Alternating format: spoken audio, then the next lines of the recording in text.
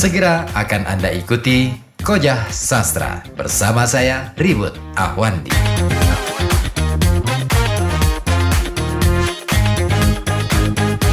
Pernah ngimpi nggak sih kamu pengen ke Amerika gitu? Kalau Amerika takut saya, Kang. Kenapa? Liberal. Enggak. Takutnya Tapi aku punya impian ini ngimpi aja ya. Soal kejadian apa enggak itu urusan nanti lah. ada dua ini ya tempat yang ingin aku singgahi gitu ya. Amerika atau Perancis. Eropa lah ya, Jerman, Perancis lah itu. Kalau di Eropa dua negara itu Jerman dan Perancis.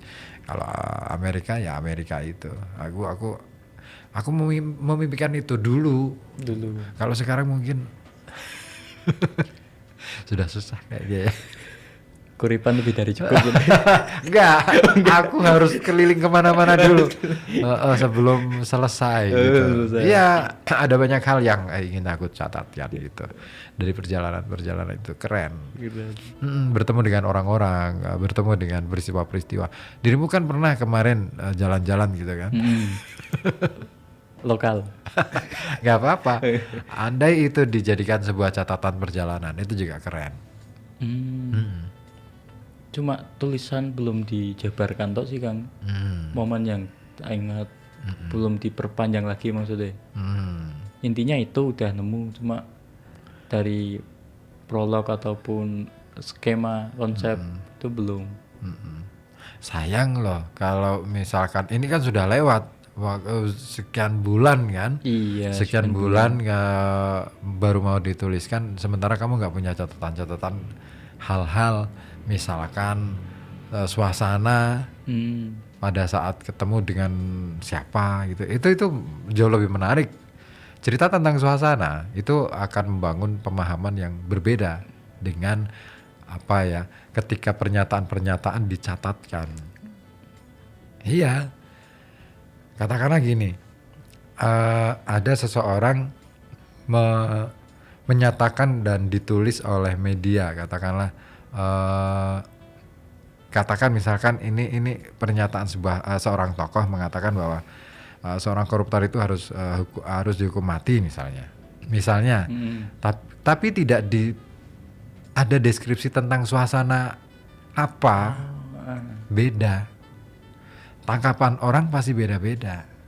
Tapi ketika ada suasananya, lagi di mana tempatnya, dalam suasana apa, di hadapannya siapa saja, di waktu kapan, jam berapa, tanggal berapa, itu penting. Catatan-catatan semacam itu. Detail itu sangat penting. Itu yuk. Boleh. Apa karena nggak ada pendampingan mungkin? Pendampingan enggak sih, itu kebiasaan aja. Kebiasaan ya. Ya itu aku ya saya ngomong gitu kan karena saya sayang sama kamu. Wes ya.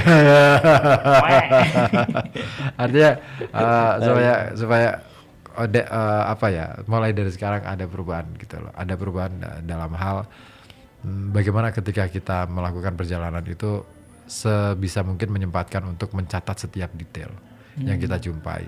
Misal rambu-rambu lalu lintas itu tidak selamanya kondisinya utuh, ya kan? Utuh. Dalam arti bisa jadi bengkok lah, macam-macam lah, besoknya lagi hilang lah, itu kan perjalanan. Kemarin saya lihat di sini masih ada rambu-rambu lalu lintas misalkan rambu-rambu lintas dilarang parkir misalnya.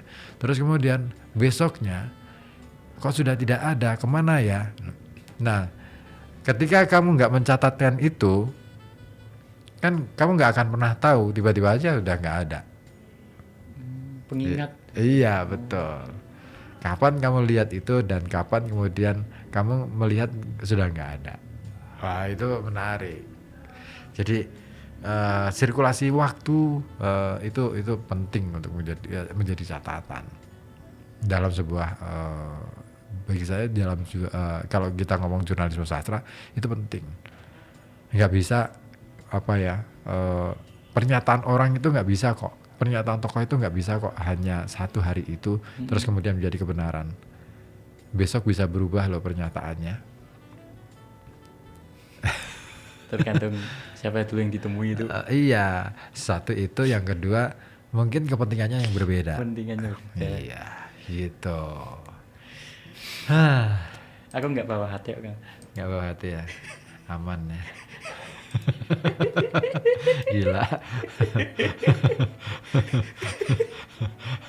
Oke deh, aku pengen muter Pamungkas monolog. Ada yang mau gabung di 42447 ataupun di 0855420912, silakan ya.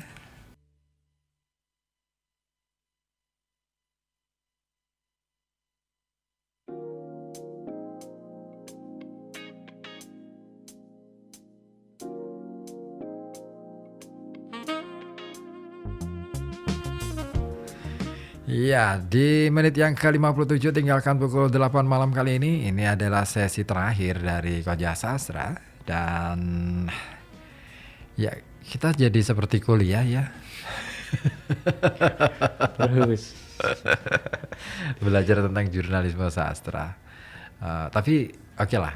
Kenapa sih tema ini saya pilih malam hari ini? Sebenarnya sih saya pinginnya mengajak teman-teman dari mungkin lembaga pers, mahasiswa barangkali yang belakangan lagi gandrung dengan teknik jurnalisme sastra gitu.